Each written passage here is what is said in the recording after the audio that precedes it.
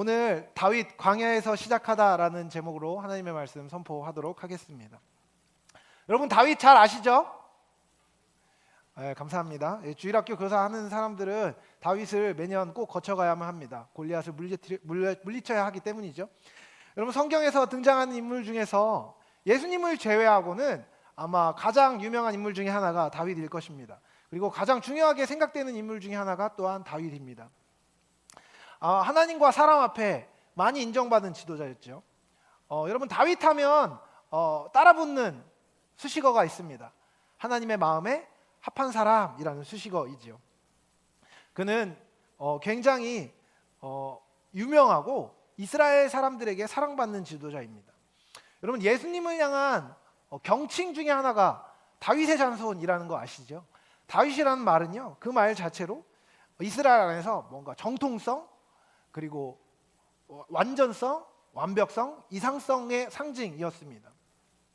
여러분 다윗의 삶은요, 굉장히 많은 신학자들, 굉장히 많은 목회자들, 그리고 굉장히 많은 성도들에게 매력적으로 느껴지는 인생입니다. 그 이유는요, 그가 삶의 정상과 바닥보다 더 미친 밑바닥을 두루 경험한 사람이었기 때문입니다. 여러분 다윗의 신분이 굉장히 여러 번 다양한 방식으로 바뀝니다. 가장 먼저 성경에 등장한 다윗의 신분은 뭐였죠? 양을 치는 목자였습니다. 그리고 나서는 도망자가 직업이 됩니다. 죽음의 자리를 오가며 피해야 하는 자리, 그의 직업은 프로페셔널 도망자였죠. 그리고 나서는 사회적으로 비천하고 마음이 상하고 원통한 자들의 친구로서 소위 말해서 약간 루저들 패거리의 지도자가 되었습니다. 그들의 친구가 되어 그들과 함께 하였죠. 그 뒤에는 왕이 됩니다. 이스라엘의 영광을 드러냈던 사람 다윗입니다. 그런 다윗이 자식에게 배신을 당하죠. 왕위를 뺏기고 죽을 지경에까지 이르렀다가 다시 왕위에 갑니다. 그 과정 안에서 그는 가정 안에서 비참한 일들을 많이 겪었죠. 그는 실패한 아버지가 되어버렸고 실패한 사람이 되어버렸습니다. 하지만 또 그 와중에 흥미롭게도 이스라엘의 왕으로서의 역할은 최고로 잘했습니다. 최고의 왕이었죠.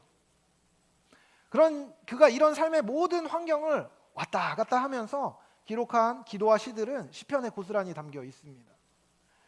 비참한 지경에서 또는 왕의 자리에서, 목자의 자리에서, 도망자의 자리에서 그가 쓴 모든 기도문들도 시편에 담겨 있습니다. 여러분 다윗의 삶은요, 그가 하나님과 관계를 맺고 살아가면서 남긴 체험과 증언들, 그리고 그것이 어떤 결과를 미치는지를 보여주기 때문에 매우 중요합니다. 그의 생애 전체는요, 하나님과의 대면이었고 하나님과의 상호작용이었고 그 상호작용 안에서 하나님을 경험한 삶이었습니다. 그래서 다윗의 삶은 너무나 매력적인 동시에 우리에게 굉장히 좋은 모델이 되는 것이죠. 저명한 신학자이자 목회자 그리고 저술가인 유진 피터스는 다윗의 이야기가 인간으로서 그리고 그리스도인으로서 성장하는 것이 무엇인지를 배우고 이해하기 위한 기본 토대라고 말했습니다. 여러분 예수님은요, 흠이 없고 완전한 삶을 사셨습니다.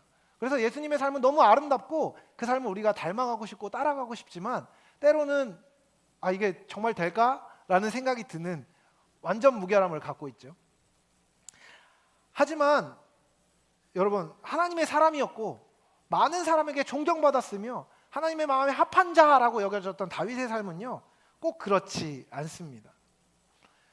그의 삶은요, 정말 잘난 사람의 삶 같다가도 정말 찌질한 사람의 전형을 보여줍니다.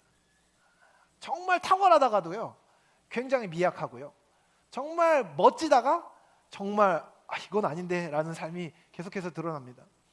여러분 이와 같은 모습은요, 정직하게 우리의 모습과 비슷하죠. 저는 3월 한 달 정도를 다윗을 살펴보면서 함께 말씀을 나누면 좋을 것 같다는 생각이 들었습니다.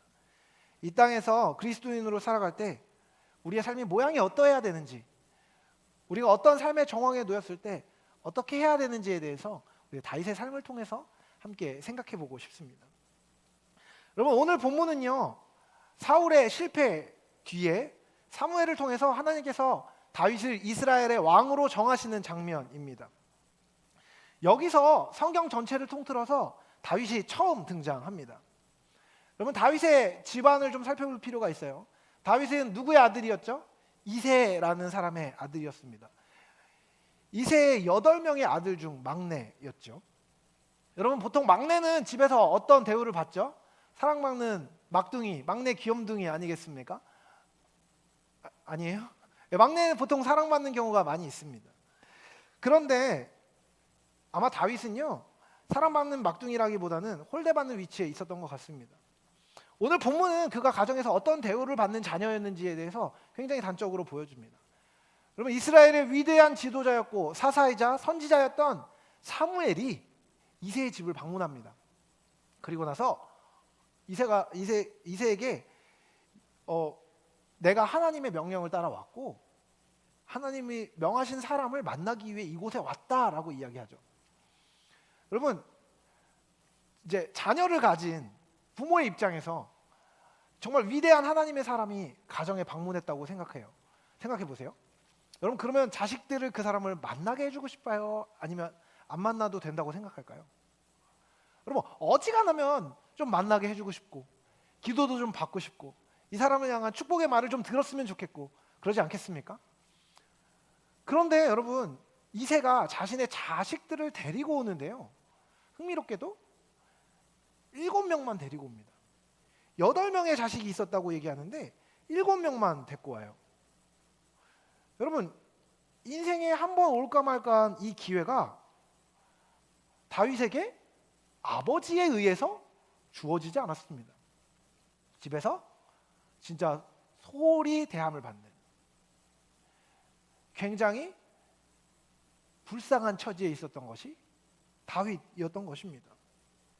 여러분, 그 시간에 그는 무엇을 하고 있었죠? 양을 지키고 있었습니다.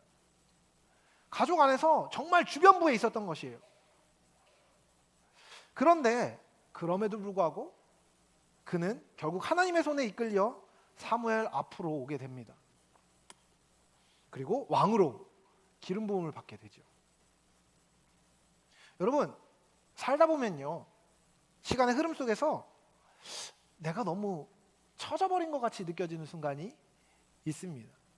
뒤처지는 것 같고 지금 내가 정체되어 있는 것 같고 다른 사람들은 다 앞으로 나아가고 있고 좋은 기회를 받고 있는데 나는 아닌 것처럼 느껴지는 순간이 찾아오죠.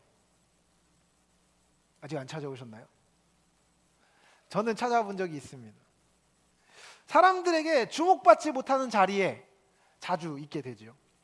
그리고 때로는 냉소 어린 시선을 받기도 하고 안타깝게도 무시받는 자리에 있기도 합니다. 여러분, 하지만 우리가 하나님 앞에 있을 때 기억해야 할 것이 있습니다. 하나님은 가장 주변부에 있는 다윗을 계속해서 주목하여 보고 계셨다는 것입니다. 하나님은 그를 찾아내십니다. 여러분, 기억하십시오. 여기 앉아있는 어떤 누구도 하나님의 눈에서 벗어나 있는 사람이 없습니다. 하나님이 버릴 만큼 하찮게 여기는 사람은 이 자리에 앉아있는 사람 중에 한 명도 없습니다. 하나님이 여러분을 주목하여 보고 계십니다. 아무리 역사의 무대의 뒤편에 숨겨져 있다고 여겨지는 사람이라고 해도요, 하나님은 주목해서 보고 계시고 당신의 마음으로 세우실 자를 찾아내고 계십니다. 아니, 알고 계십니다. 여러분, 인생에서 처진다고 생각할 때, 뒤처진다고 생각할 때, 내가 너무 느리다고 생각할 때, 내가 너무 뒤에 있다고 생각될 때 초조하게 여기지 마십시오. 여러분, 하나님께서 여러분을 알고 계시고 보고 계시다는 것을 믿으십시오. 그 믿음이 있으면 우리는 초조할 이유가 없을 것입니다. 여러분, 다른 사람이 무시하고 천대할 때 가족 안에서 주변부에 있었던 그 위치에도 불구하고 다윗은 하나님에 의해 그 자리에 끌려옵니다. 하나님 앞에 세워졌죠. 하나님께 택함을 받고 이름이 불려집니다. 여러분 그거 아십니까? 오늘 본문을 보면요, 10절부터 쭉 보면 다윗의 이름이 언제 나오는지 아세요? 다윗의 이름이 몇 절에 나오죠? 13절에 나옵니다. 여러분 우리가 7절부터 13절까지 읽었는데요, 이새의 아들이라고 얘기하면서 나올 때 다윗의 이름은 제일 끝에 나와요. 그만큼 하찮게 여겨졌던 겁니다. 그만큼 주변부에 있었던 사람이었던 것입니다. 여러분 근데요, 하나님께서 그 사람의 무엇을 보셨을까요? 왜 하나님은 그를 주목하셨을까요? 오늘 읽지 않은 사무엘상 13장 14절 후반절에는요, 하나님이 이스라엘의 왕을 고르시는 기준이 나옵니다. 사무엘이 사울을 책망하며 하는 말입니다. 여호와께서 그의 마음에 맞는 사람을 구하여 여호와께서 그를 그의 백성의 지도자로 삼으셨느니라. 여러분, 하나님이 하나님의 사람을 찾으실 때 하나님이 사랑하는 사람은 어떤 사람입니까? 바로 하나님의 마음에 맞는 사람입니다. 여러분, 이 마음에 맞는다는 것은 무엇일까요? 그러니까 우리 말로 혹은 시쳇말로 얘기하면 이런 겁니다. 약간 코드가 맞는 거죠. 하나님과 코드가 맞았기 때문에 하나님이 주목하여 보시고 그를 일할 수 있는 자리로 불러내신 것입니다. 여러분, 하나님의 마음에 맞는 것은요, 어떤 목사님이 이렇게 말했습니다.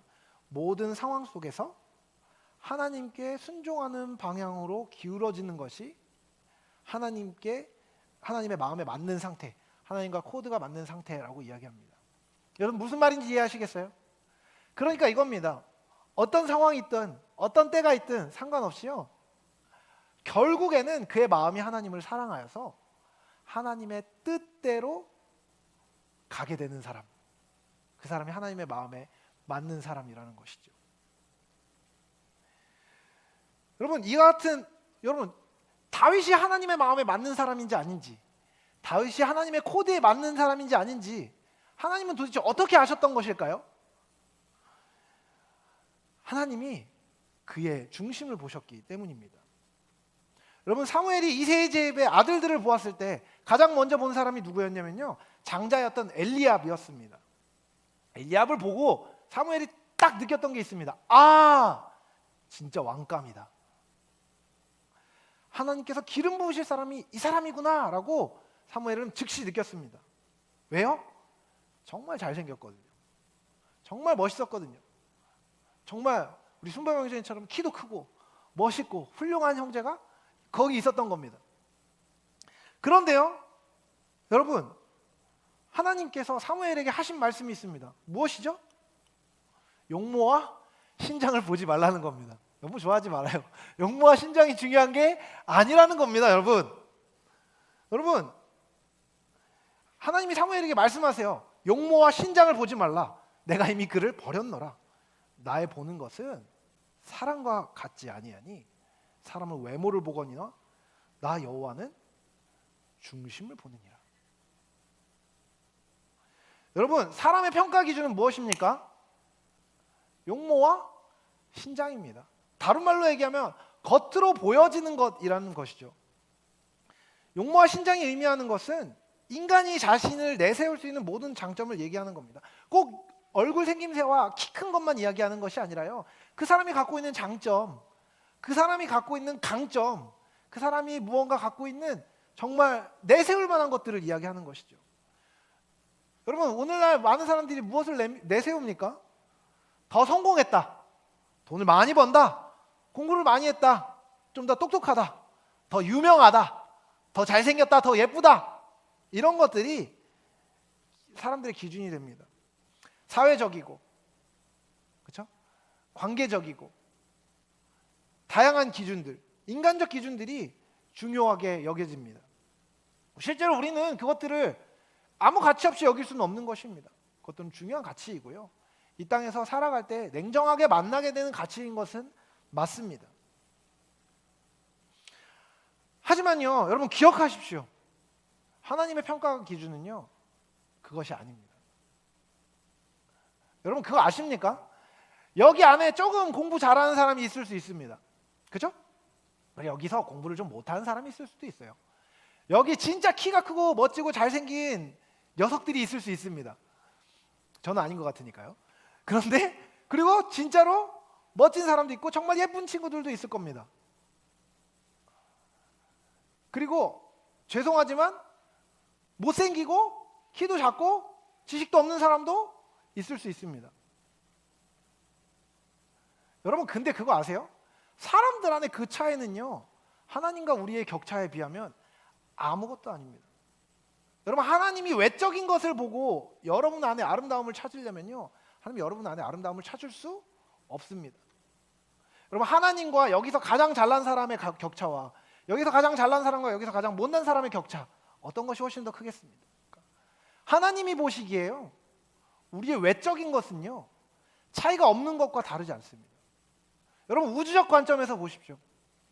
여기서 키가 188, 190인 사람과 160대 초반인 사람이 이곳에서는 그 20cm의 차이가 극복할 수 없는 차이인 것처럼 보이지만, 여러분 우주적 관점에서 보면요, 여기 있는 사람은 다 점도 아닙니다.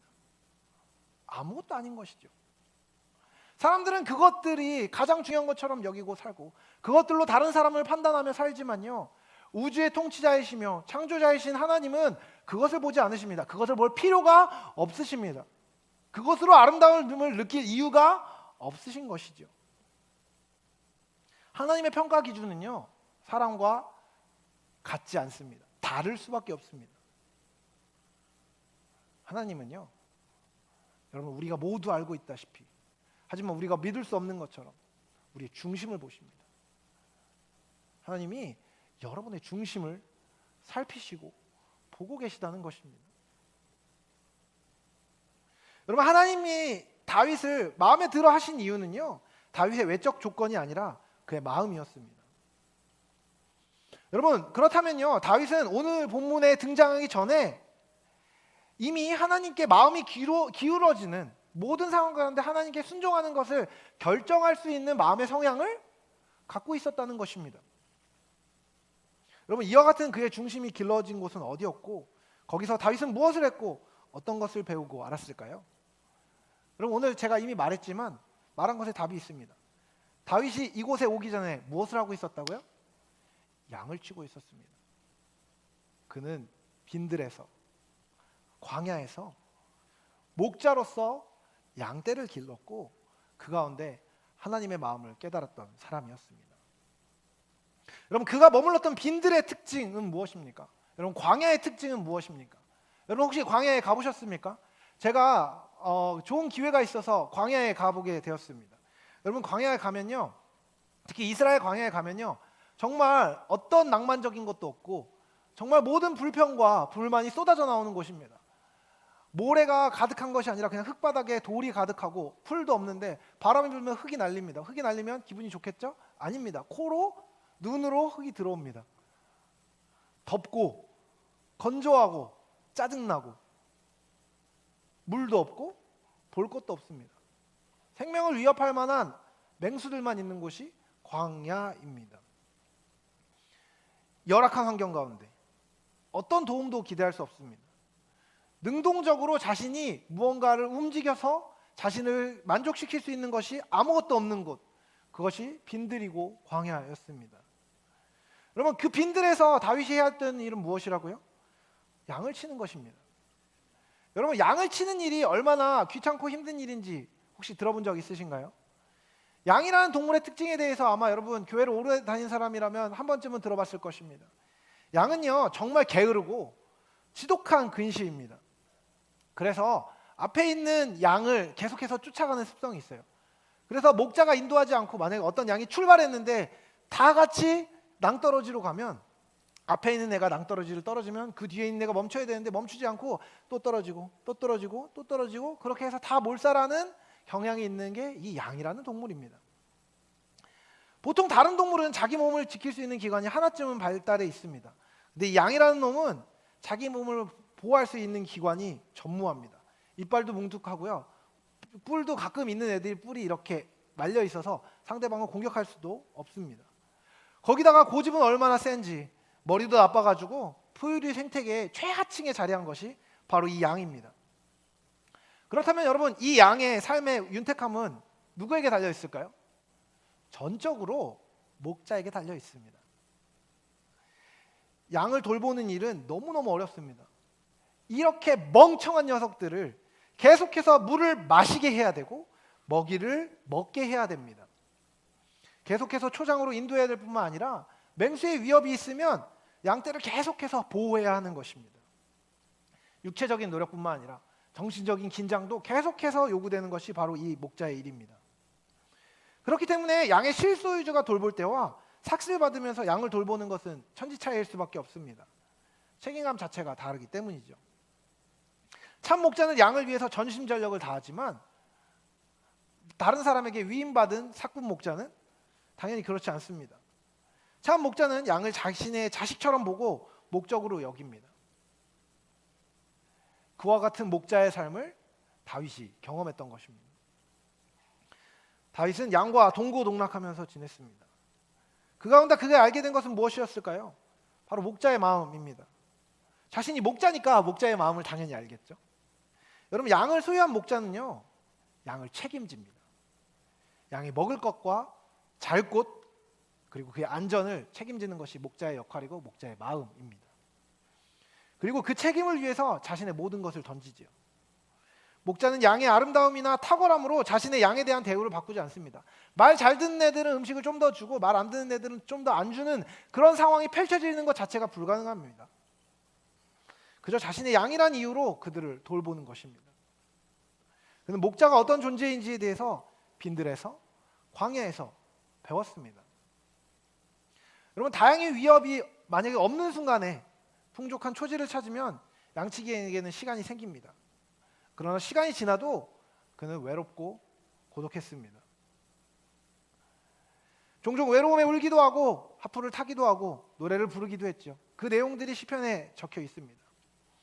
그런데 그 와중에 목동인 다윗이 깨달은 것이 있었습니다. 바로 여호와 하나님이 자신의 목자라는 사실이었습니다.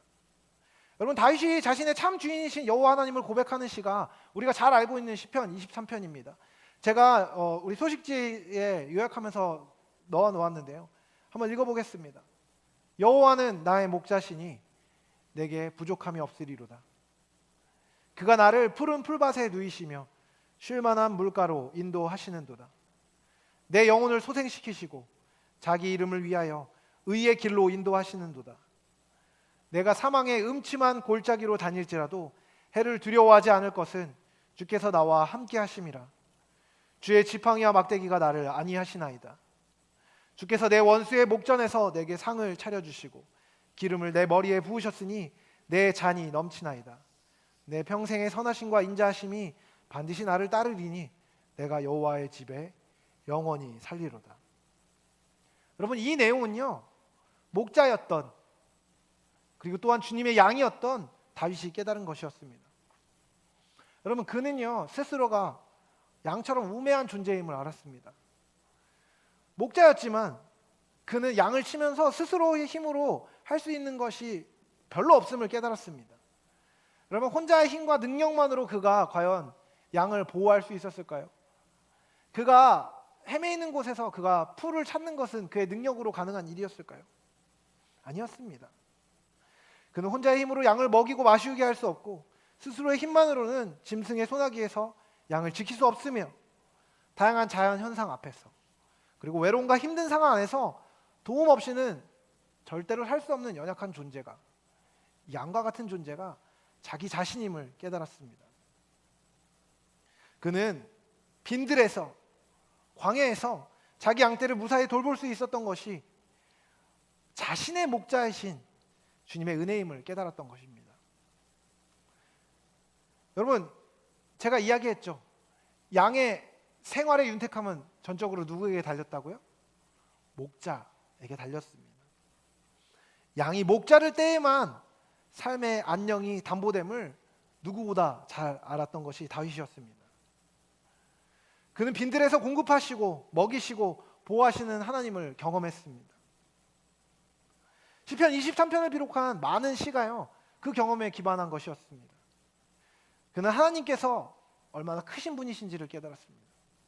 하나님께서 그의 목자가 되시고 그를 향해 사랑을 갖고 계시고 그가 설령 가족 가운데 소외받는 자리에 있더라고, 사람들 앞에 드러나지 못하는 연약한 자리에 있다고 하더라도, 가장 능력이 없어 보이는 그 자리에 있다고 하더라도 하나님께서 당신을 향하여서, 자기 자신을 향하여서 관심을 기울이고 계실 뿐만 아니라 사랑을 쏟아주시는 분이심을 그는 알고 있었습니다. 그는 하나님의 전지전능하심과 위대하심, 사랑, 자비, 긍휼을 그곳에서 깨달았던 것입니다. 그래서 그는 하나님을 경외할 줄 아는 겸손함을 지니게 되었고, 그 어렵고 힘든 빈들에서, 광야에서 낙심과 절망을 경험할 때에도 하나님께서 그의 영혼을 소생시키는 것들을 경험했던 것입니다. 여러분, 다윗이 심지어 왕으로 기름 부음 받기 그 전에도 그는 수많은 위험 가운데 놓여 있었습니다. 사망의 음침한 골짜기를 양들을 데리고 지나가 본 적이 있었고, 사악한 일이죠, 강력하고 그들을 위협할 만한 맹수의 손 앞에, 맹수의 이빨 앞에 서 있었던 적도 있었습니다. 또한 너무 외롭고 힘들고 침체되고 낭망된 가운데서 하나님께서 함께 하실 때 영혼을 소생시키는 것 또한 경험했습니다. 주님과 함께 있을 때 해를 당하지 않음도 그는 경험했습니다. 그것들을 빈들에서 경험하였고, 하나님이 자신의 완벽한 목자가 되실 수 있는 유일한 분이시며, 그분을 따르고 그분을 순종하고 그분께 마음을 둘 때 삶이 참으로 윤택하게 된다는 것을 알았던 것입니다. 그래서 그는 하나님께 순종하는 것이 순리임을 알았던 것입니다.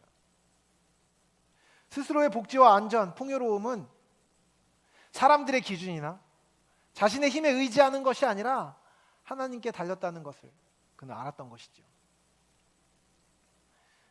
하나님을 목자로 신뢰하는 방식을 깨달은 사람이었기 때문에 그는 하나님께 발견되고 그분의 마음에 드는 사람이 되었고, 그래서 무명의 시절을 지나 왕으로 기름 부음 받았던 것입니다. 여러분, 우리는 모두 다른 삶의 정황에 있지만 어떤 의미에서 모두 빈들에, 광야에 서 있는 사람입니다. 이 빈들에 서 있는, 광야에 서 있는, 이 땅에서 살고 있는 인간은요, 마치 빈들에 홀로 서 있는 양과 같습니다. 빈들은, 광야는 계속해서 우리를 위협합니다. 수많은 늑대와 곰, 사자가 그 빈들에서 하나밖에 없는 양을 잡아먹으려고 애쓰죠. 여러분, 이 맹수들은 무엇입니까? 세상의 거짓된 사상과 가치입니다. 물주의주의, 쾌락주의가 우리를 유혹하고요, 이기주의와 권력주의가 우리를 계속해서 이끌어내려고 노력합니다. 그와 같은 사상들이요, 마치 우리의 목자인 것처럼 옷을 입고 둔갑하여서 우리에게 이야기합니다. 내가 너의 삶의 윤택함을 담보해 주겠다. 돈을 가져라. 그러면 너의 삶의 윤택함이 보장될 거야. 쾌락을 추구해라. 인생 한 번뿐이잖아. 그렇게 살면 너 기뻐질 거야. 야, 힘을 가져야지. 힘이 없으면 무시당해. 네가 힘을 가져야 살 수 있어. 그 힘을 갖는 법을 내가 가르쳐 줄게. 이와 같은 사상들이요, 자신이 목자인 양, 우리 양과 같은 우리를 유혹하고 우리를 인도해 줄 수 있다고 이야기합니다. 여러분, 그와 같은 목자를 따라가면, 그와 같은 짐승을 따라가면 어떻게 됩니까? 하나님으로부터 오는 생명을 잃어버립니다. 여러분, 그것들은 우리를 보호해 줄 것처럼 말하지만요, 사실 우리를 삼키는 것입니다. 오직 목자이신 하나님과 함께 있는 사람만이 참된 보호를 경험할 수 있습니다. 그리고 하나님의 사람으로 단단하게 세워질 수 있는 것입니다. 여러분, 모든 사람이 빈들에 있을 것입니다. 하지만 안타깝게도 모든 사람이 하나님이 목자이심을 깨닫지는 못합니다. 다윗 말고 얼마나 많은 목동이 이스라엘에 있었겠습니까? 다윗만 양을 쳤거나 다윗만 소외된 자리에 있었던 사람이 아니었습니다. 그는 하나님 앞에 오롯이 서서 그분을 바라보는 광야의 학교에서 훌륭한 학생으로 배웠습니다. 고통 가운데 하나님을 바라보는 방법, 결핍 가운데 하나님을 의지하는 방법, 위험 가운데 하나님의 뜻을 향하는 방법, 그 방법을 그는 하나님 앞에서 배웠던 사람이었습니다. 그랬기에 그는 그 광야의 학교에 들어갔을 뿐만 아니라 훌륭하게 졸업을 하였고 하나님을 만나고 하나님의 은혜를 입어 하나님을 알게 되었던 것입니다. 여러분, 우리가 이 땅을 살면서요, 다양한 어려움을 만나게 됩니다. 학교에서 공부를 하면서, 직장 생활을 하면서, 직장 생활을 하려고 애쓰면서, 다음 스텝을 위하여 기도하면서, 결혼을 하려고 준비하면서, 배우자를 만나기 위해 애쓰면서 다양한 상황과 정황 가운데 놓이게 되죠. 하나님께서 다양한 어려움과 다양한 기쁨, 다양한 정황을 우리에게 만나게 하시는 이유는요, 간단합니다.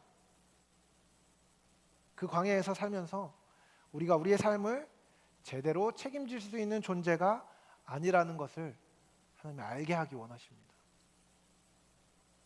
여러분이 얼마나 재능이 있든, 여러분이 얼마나 똑똑하든, 여러분이 얼마나 건강하든, 여러분이 얼마나 힘이 세든, 여러분이 얼마나 돈이 많든, 여러분 죄송한 이야기지만 상관없이 여러분의 삶을 책임질 수 없습니다.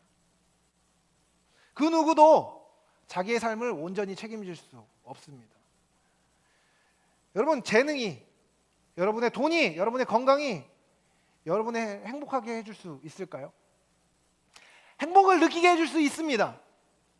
그런데 그 행복은요, 영원히 가는 것이 아닙니다. 우리는 그것을 알 수 있죠.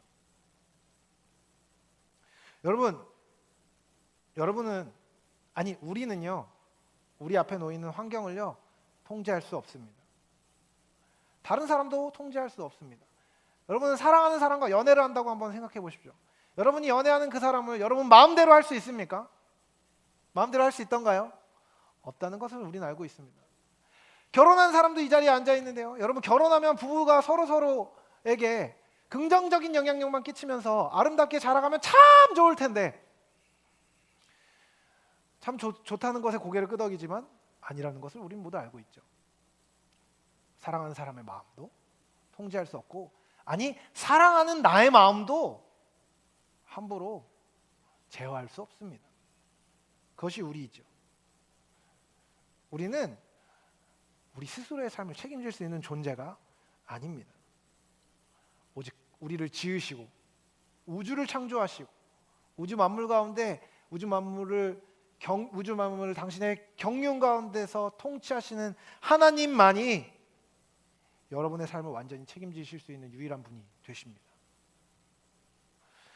여러분, 우리가 주님의 양으로 주님을 따른다고 결정하고 성도의 삶을 살기로 한다고 하여도요, 우리는 길을 잃고 헤매는 상황을 마주하게 됩니다. 그렇죠? 여러분, 우리 아주 정직하게 얘기할 때 여기 다 예수님 믿는 사람이라고 하더라도요, 예수님 말대로 살고 싶지 않은 경우가 있지 않습니까? 지금 나만 이상한 상황 됐어요? 있을 수 있습니다. 있어도 된다는 얘기는 아니지만 있을 수 있죠. 길을 잃고 헤매고 방황하고 내 마음이 원하는 대로 하고 싶은 상황이 많이 있습니다. 목자의 음성을 듣지 않고 헤매이는 상황도 있을 수 있죠. 듣지 못하고 헤매이는 상황도 있죠. 아니 일부러 안 듣고 싶은 상황도 있을 수 있습니다. 하지만 여러분, 하나님은, 선한 목자이신 하나님은 계속해서 여러분을 찾아가고 계십니다. 여러분을 향하여서, 여러분의 마음의 문을 향하여서 두드리고 계십니다. 여러분이 수렁 가운데 있을 때 당신의 지팡이를 펴서 여러분의 목을 걸어서 그 수렁에서 건져주시는 분이 하나님이십니다. 하나님을 목자로 삼은 우리들은요, 우리가 하나님을 찾기 이전에 하나님께로부터 발견됩니다. 그리고 그분의 인도하심으로 말미암아 참된 삶을 살 수 있게 되는 것입니다. 참 안식을 누리는 것은요, 하나님 안에 있을 때만 가능합니다. 이 사실을 금방 알고 그분께 순종한 마음을 갖고 순종하기로 결심하는 것, 느껴지지 않을 때에도, 그러고 싶지 않을 때에도 자신의 마음을 꺾고, 자신의 사상에 꺾고, 자신의 교만함을 인정하고, 자신의 나약함을 인정하고 주님께 나아가는 것, 그것을 성경은 지혜라고 이야기하고, 그 지혜 안에 있을 때만 하나님께서 온전하게 일하실 수 있다고 말합니다. 여러분, 그 지혜를 가진 사람은요, 설령 잠시 사람들 앞에 엎드려진 것처럼 느껴진다고 하여도 하나님 앞에 중심이 아름답게 설 것이고, 그와 같은 지혜를 가진 사람을 하나님은 찾아서 은혜를 주실 것입니다. 여러분, 여러분의 성공의 기준은 어디에 있습니까? 이새나 사울, 사무엘처럼, 심지어 하나님이 사람이었던 사무엘조차도요, 사람의 중심을 보기보다 외모와 용모를 보았던 것을 우리가 보게 됩니다. 여러분, 더 성공하고 싶으십니까? 좋은 것입니다. 더 공부를 많이 하고 싶으십니까? 열심히 하십시오. 더 돈을 많이 벌고 싶으십니까? 최선을 다해서 정직하게 경제활동을 하고 돈을 많이 버십시오. 더 유명해지고 싶으십니까? 좋습니다. 그 일을 추구하는 것도 나쁜 일이 아닙니다. 하지만 여러분, 기억하십시오. 여러분이 중요하게 생각하는 것이 하나님 앞에 꼭 중요한 것은 아닐 수 있습니다. 여러분의 우선순위와 하나님의 우선순위가 다르다면, 죄송한 말씀이지만 여러분이 선택해야 되는 것은 여러분의 우선순위가 아니라 하나님의 우선순위입니다. 그 선택을 우리는 지혜라고 부르는 것이죠. 하나님의 평가의 기준은 여러분의 중심입니다. 예, 제가 주님을 믿지요, 예수님을 잘 믿지요 라고 말하는 말이 아니라요, 여러분의 말 안에 있는 그 중심, 여러분의 마음 안에 있는 중심, 그리고 그 마음이 이끄는 방향, 그 방향을 하나님이 주목하여 보고 계십니다. 그리고 이 마음만이 하나님과 여러분의 거리가 측정될 수 있는 유일한 장소입니다. 그럼 오늘 발견된 다윗을 주목하여 보십시오. 그는 빈들에 있었고 무명이었습니다. 특출한 능력이 있었거나 경험이 있었거나 공부를 많이 했거나 지식이 있었던 것도 아니고요, 그의 형들보다 잘생기거나 키가 크거나 힘이 셌던 것도 아니었습니다. 하지만 그는 자신의 목자이신 하나님을 참으로 발견하고 그분을 경외하며 순종하고 의존하는 삶의 방식을 이해한 사람이었습니다. 그래서 그는 하나님께 발견되었고 그분의 마음에 맞는, 그분과 코드가 맞는 삶을 살 수 있었던 것입니다. 여러분, 기억하십시오. 여러분의 스펙이 하나님 앞에 서게 되는 것이 아니라 여러분의 중심이 하나님 앞에 서는 전부입니다. 빈들에 있어도, 주변부에 있어도 하나님을 경외하며 그분께 겸손한 마음으로 순종할 태도를 가진 사람을 하나님은 당신이 직접 찾아가셔서 사용하십니다. 궁정에 있어도 자기를 의지하는 자는 하나님의 보호 안에 있을 수 없습니다. 여러분, 어디에 서시겠습니까? 모든 사람이 빈들 광야에 서 있습니다. 하지만 광야의 학교에서 하나님을 찾는 사람은 적고 끝까지 그분과 함께하는 사람은 더 적습니다. 하지만 여러분에게 권면합니다. 그 지혜의 길을 함께 가십시다. 그 은혜의 길을 함께 가십시다. 그 길 가운데 하나님이 우리와 동행하시고 그 길 끝에서 주의 은혜로운 영광을 함께 누리기를 사랑하는 주님의 이름으로 축복합니다.